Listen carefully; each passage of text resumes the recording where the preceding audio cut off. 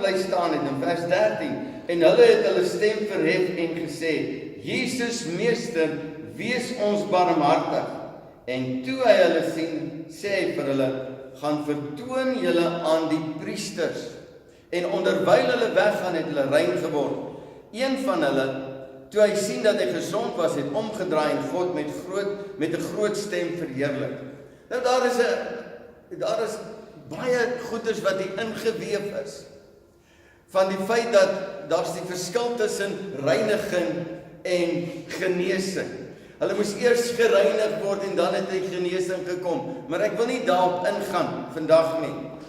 This man appeared before the priesthood of Israel and declared himself, this is the man that was healed initially, and declared himself a cleansed leper. On that day, the priesthood offered up two birds as a sacrifice. Now, for the next 7 days, they intensively investigated the situation and discovered 3 things. First, they discovered that this man really had been a leper. Second, they discovered that the man was perfectly healed of his leprosy. Third, they also discovered that Jesus of Nazareth was the one who healed the man of his leprosy.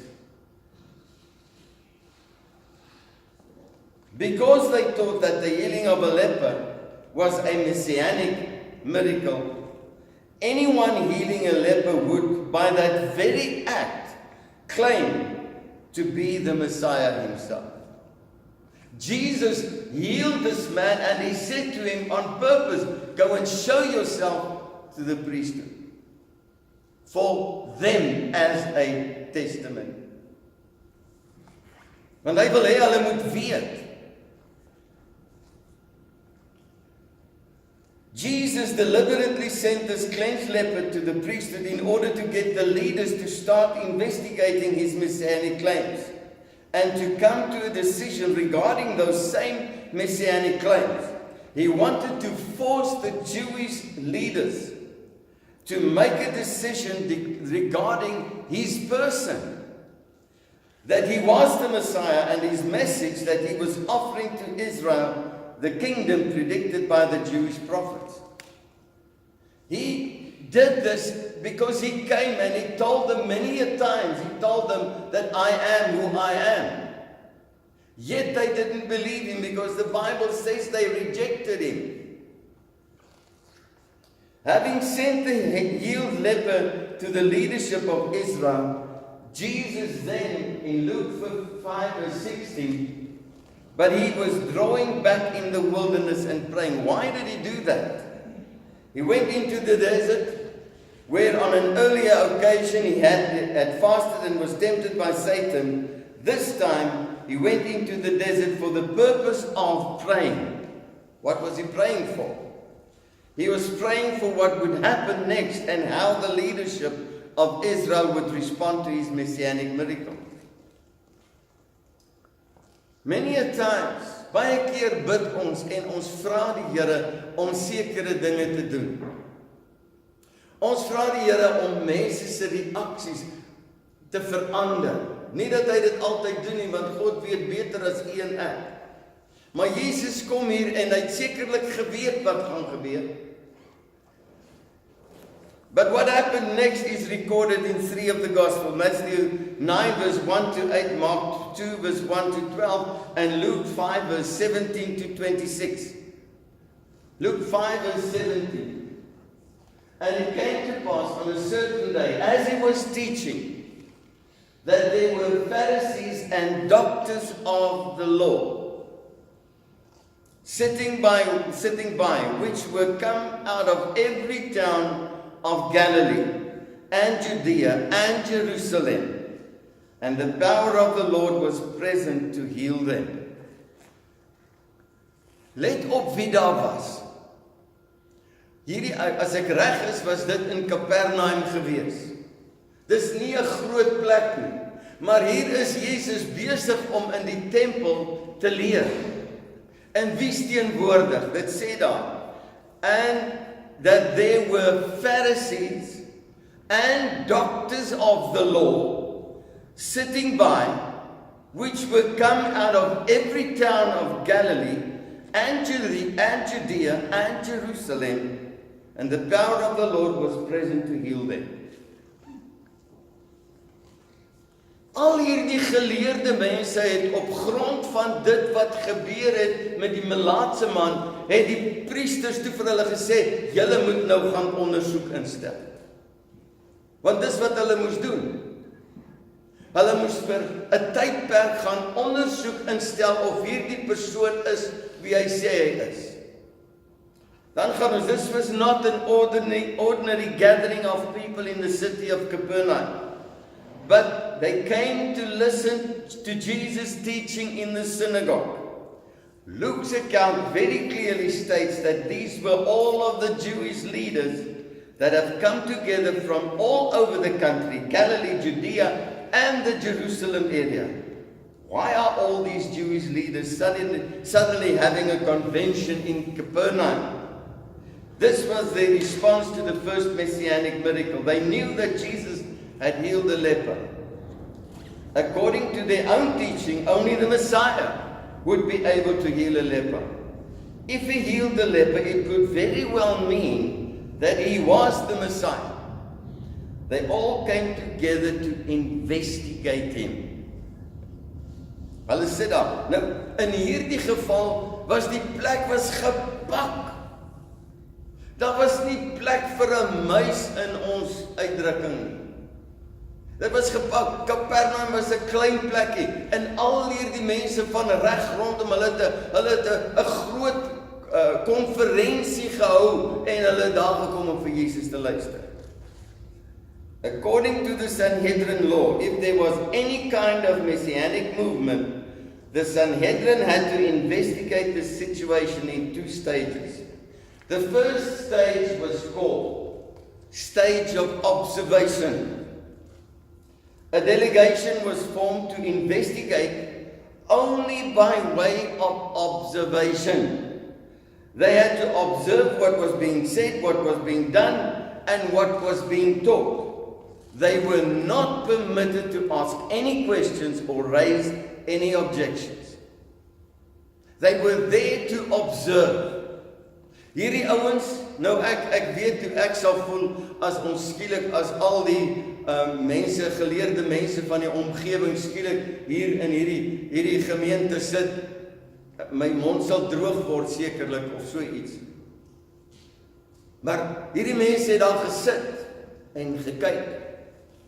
After a period of observation, they were to return to Jerusalem, report to the Sanhedrin and give a verdict. Was the movement significant or was the movement insignificant? If the movement was decreed to be insignificant, the matter would be dropped. When they returned to Jerusalem, they would make a decision to say, this is something that we have to look at, or this is just something, dit was maar net 'n vloekskoot gewees. As die situasie van betekenis was daar 'n tweede vlak van ondersoek. En dit was om die mense wat betrokke was te ondervra. Ons kan dit dan noem die ondervragingsperiode. In hierdie tyd het hulle vrae gevra en beswaar gemaak om uit te vind wat is aanvaarbaar en wat moet verwerp word as onwaarhede. Die gedeelte in Lukas 5 was die waarnemingsperiode, maar terwyl Jesus besig was om te leer, was daar 4 manne wat 'n verlamde man na Jesus toe wou bring, maar as gevolg van die skare kon hulle nie by hom uitkom nie. Julle weet van daai geval wat hulle die dak oopgemaak het en die verlamde man voor Jesus laat afsak het. Hulle het op die dak geklim en hom deur die dak laat afsak tot voor Jesus. In Markus 2 staan daar, en toe Jesus hulle geloof sien. Ja, ek weet nie waar kom daai een. En toe Jesus hulle geloof sien, laat ek net terug. Ja, los hom dan. En toe Jesus hulle geloof sien, sê hy vir die verlamde, seun, jou sondes is jou vergewe. En sommige van die skrifgeleerdes het daar gesit en in hulle harte onthou, hulle was nie veronderstel om vrae te vra nie. En in hulle harte geredeneer, waarom praat hierdie man so God lasterlik? Wie kan sondes vergewe behalwe een, naamlik God? Jesus kon vir daardie verlamde man net gesê het, staan op en loop. Maar hy het nie, want hy het hierdie ouens geweet, en Jesus het dadelik in sy gees geweet dat hulle self so redeneer, en hy sê vir hulle, wat redeneer julle oor hierdie dinge in julle harte? Wat is makliker om te sê, om vir die verlamde te sê, jou sondes is jou vergewe, of om te sê, staan op, neem jou bed op en loop? Wat is makliker om te sê? Want as hy vir die verlamde man sou sê, staan, neem jou bed op en loop, dan moes daar 'n reaksie gewees het by die verlamde man. Maar as hy sê, jou sondes is vergewe, jy kan dit nie sien nie. En tog sê Jesus vir hulle, vir die man, jong man, jou sondes is jou vergewe, want hy het geweet, net God alleen kan sondes vergewe. Is net die Messias wat kan sê, jou sondes is vergewe. Wat is makliker? Wanneer iemand sê, jou sondes is vergewe, is daar geen uiterlike teken van vergifnis nie. Wat Jesus egter hier doen, is om vir die geleerdes iets te gee om oor te dink, en hy sê, maar dat julle kan weet, dat die Seun van die mens mag het om op die aarde sondes te vergewe, sê hy vir die verlamde man, ek sê vir jou, staan op, neem jou bed op en gaan na jou huis toe.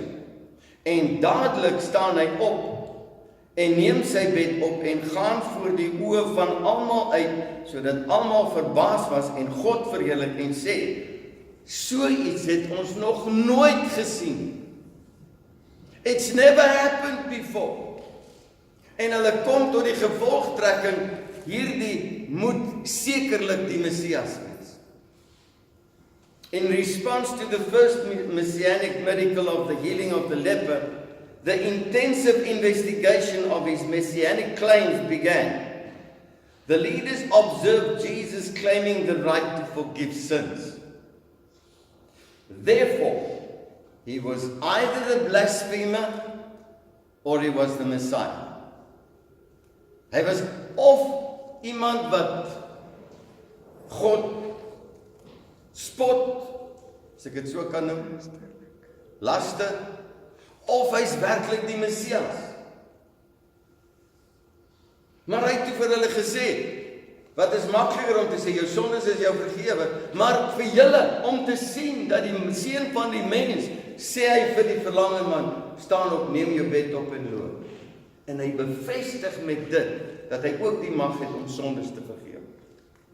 Therefore, he was either, and it is evident that the leadership of Israel would return to Jerusalem and decree the movement of Jesus as significant. Met ander woorde, hulle sal teruggaan na Jerusalem toe en vir die Sanhedrin sê, hierdie ou, ons moet hom dophou. Daar is iets in wat hy doen, daar is iets in wat hy sê, hy is nie maar net sommer net 'n ou nie. He is somebody to be watched. After this event, he began undergoing the second stage of the Sanhedrin investigation, the stage of interrogation.